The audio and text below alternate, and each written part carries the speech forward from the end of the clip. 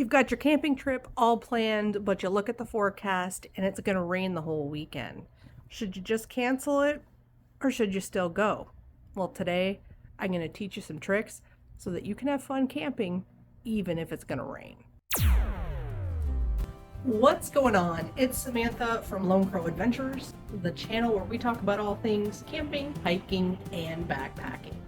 And today we're going to talk about the specific ways that you can get ready for rainy weather when you're going camping. Part of having a good time, even though it's going to rain when you go camping, is just being prepared ahead of time with the right gear so that you know what to expect.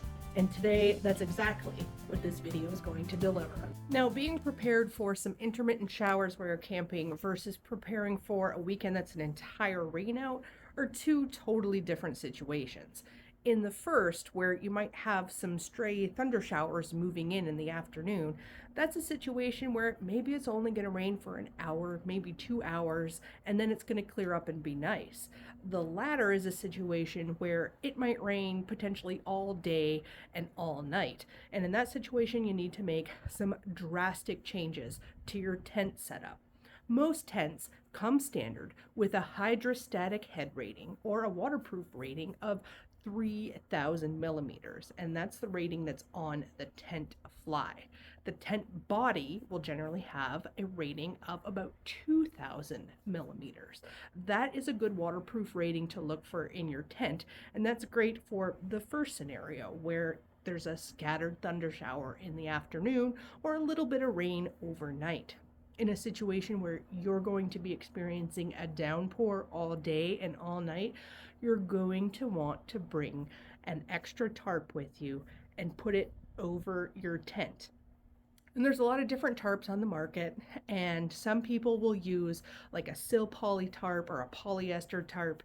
And I say if you're going car camping, go the super cheap route, go to Walmart or go to Tractor Supply and buy those, $10 or $12 8 by 10 or 10 by 12 foot tarps and drape that directly over your tent. You're going to want to make sure that you don't actually take that tarp and fasten it to the trees because you don't want wind to potentially get up underneath there. Bring it over and hook it up right to the ground on the side of the tent. But just make sure that you don't cover any of the ventilation because moisture is going to be in the air, the humidity is going to be higher, and when you're taking refuge in your tent, you're going to be in there potentially for longer periods of time than just sleeping overnight. So this way, that condensation in the tent could build up moisture on the inside. So by making sure that you keep those tent vents open, it allows that moisture to escape and will build up to a lesser degree. Another good practice to prepare for rainy or wet conditions is just get in the habit of using a ground cloth.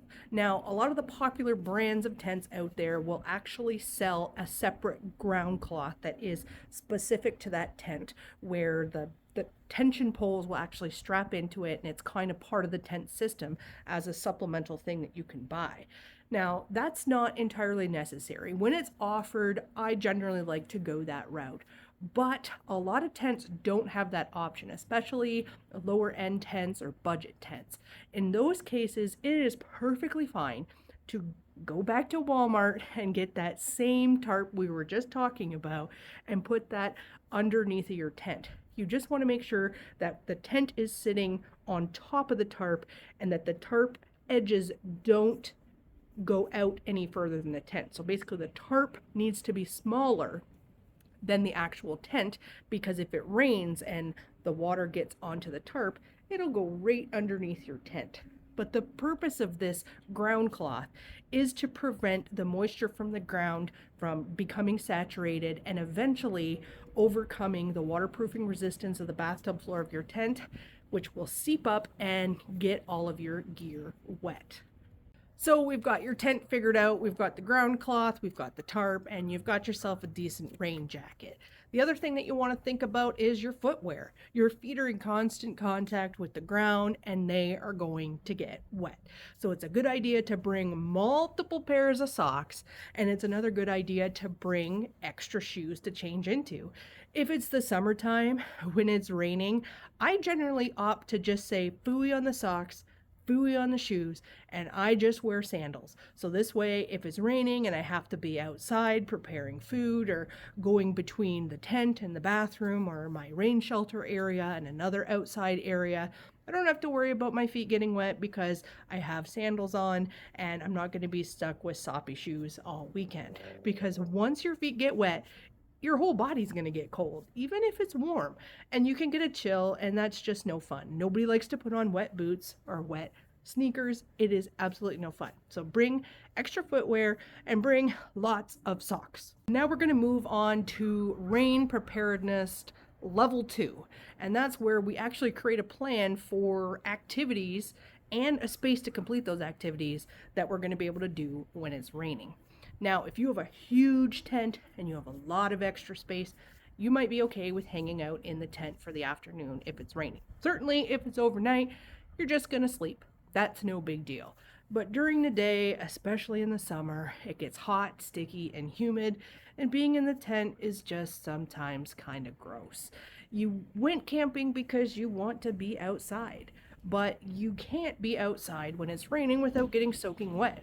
So setting up an alternate area as a shelter for a daytime rain shelter is a great idea.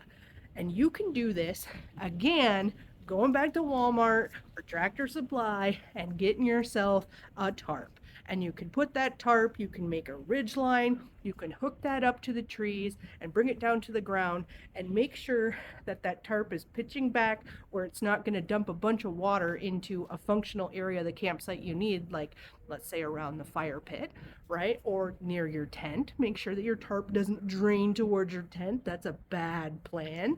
But if you have an area, you can get your chairs set under there.